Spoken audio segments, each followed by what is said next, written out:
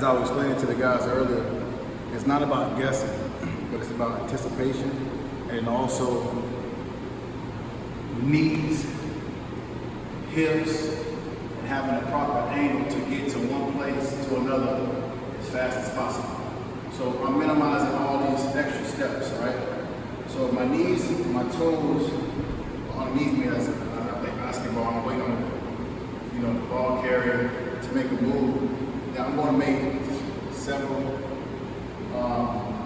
transitions before I get to a place, right? So one may be if you take me to the left or to the right, I'm going to go here, then I'm going to push and make the transition. But if I have my knees in a proper angle and the the ball carrier makes a move, I'm already stepping into place, right? So yeah, if you go that way, what's making you go that way? Like what your body is pushing down? This foot here, I got it loaded, right, on the balls of my foot, on both sides, just because I'm not sure exactly which way the ball carrier may go. So if he goes this way, I'm pushing off the balls of my foot, and I'm stepping, to a spot. And your knee's ready to go, right? Mm-hmm. Because a lot of people won't even get this out the first time. If you're here and someone moves that way, you're going to just spin. Clock is ticking. Now you can push into the ground if you go that way. So, but if your knees are already to the inside, then there's boom, it just immediately impulse. So it's training yourself to be here, so that the immediate impulse just pushes. What else? Now once you're out on the field and you open up for lateral movement, what else for lateral movement? So that was too, hot.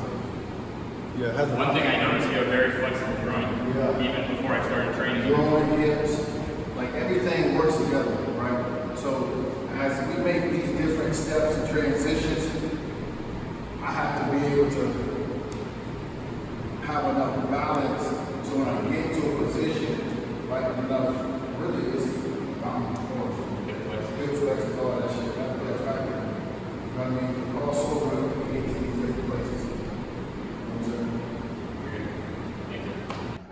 To summarize what makes agility, Leonard verified in his own words what my mentor taught me and what I found to be true, which is that the VMO is the number one thing for agility. And that's because you actually have to overcome inertia into the ground. Agility is not how quickly you can move your foot outside, because even if you did that very fast, even if you got crazy footwork on a speed ladder, well, let's just take in basketball. The most respected agility would be a crossover. Allen Iverson's crossover, Jamal Crawford's crossover. The foot comes back, the VMO pushes, and then the VMO has to be able to handle it here, and it's more about the groin and piriformis flexibility than strength.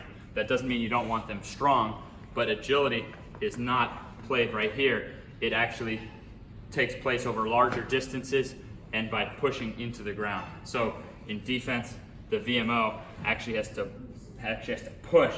You have to push that way to go that way. So agility is less about reaching with this leg and more about pushing with that leg. So if we look at exercises, well, ATG we're full of VMO exercises, but then it gets into the piriformis, because you can see that if the piriformis is too tight, the groin can only go so far. So we usually stretch piriformis. Our test is back leg straight, shoulder to ankle. That would open up the piriformis enough. So then on a butterfly with feet together, you could go knees to the floor. So those are like our two tests. If you have crazy VMOs and you do ATG training, so that with stuff like seated good mornings and split squats, that you have muscle inside your legs and in your glutes.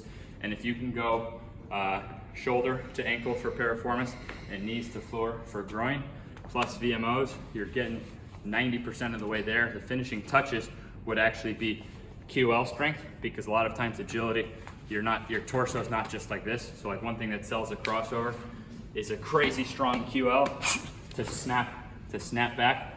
So you see that the QL is very important for agility. So if you put all that together, Leonard talked about the ankles, like you do have to push through the balls of your feet. So if you took finishing touch of calf strength, VMOs would be number one. Number two would be hip flexibility, number 3, and 4 would then be QL, ankle, that's agility.